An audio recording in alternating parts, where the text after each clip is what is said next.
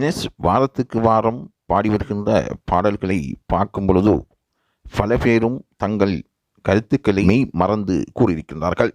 பிரபல கவிஞர் கண்ணதாசனின் பாடல்களை அவர் பாடி வருகின்றார். உலகுக்கே கவிநயத்தை வெளிக்காட்டி கவிநயத்தினூடாக திரை உலகை ஆட்சி செய்த பிரபல கவிஞர் கண்ணதாசன் அவர்களின் கவிதை வரியில் உருவான பல பாடல்களை திவினேஷ் பாடி வருகின்றார். அந்த பாடலுக்கென்று தனியொரு பெரும் மதிப்பும் மரியாதையும் மக்களுக்கு மத்தியில் இருந்தே வருகின்றது.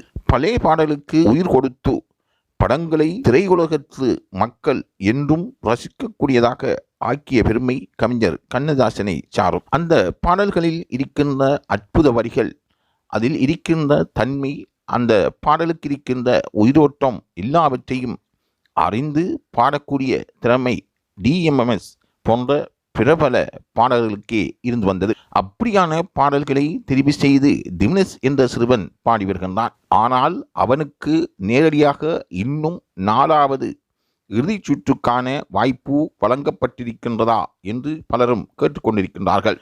நிச்சயமாக 4வது ஃபைனலிஸ்டாக திவினேஷே இருக்க வேண்டும் என்பதுவே ரசிகர்களின் விருப்பமாகும். அதற்கான ப்ரோமோ வெளியாகாமையால் மக்களுக்கு மத்தியில் ஓர் அலகுழப்பம் ஏற்பட்டிருக்கின்றது.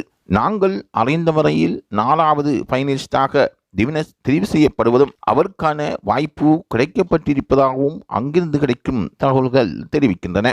திவினேஷை பொறுத்தவரையில் அவர் பாடலில் எந்த விட்டுக் கொடுப்பும் செய்யாமல் போட்டியை சரியாக பயன்படுத்தி அவர் முன்னகர்ந்து வருகின்றார். அவருக்கு வாழ்த்துக்களும் குவிந்து வருகின்றன.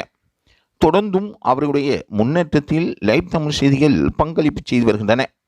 ஆகவே 4வது ஃபைனலிஸ்டாக இருக்கின்ற திவினேஷ் இறுதி வரையில் அவர் முன்னேறி அவர் எதிர்பார்க்கின்ற இடத்தை அடைய வேண்டும் என்பதுவே லைவ் தமிழ் செய்தியினதும் ரசிகர்களினதும் எதிர்பார்ப்பாக இருக்கின்றது. ஆகவே லைவ் தமிழ் செய்திகள் எதிர்பார்ப்பதை போன்று திவினேஷ் வெற்றி பெற வாழ்த்துக்களை தெரிவிக்கின்றோம்.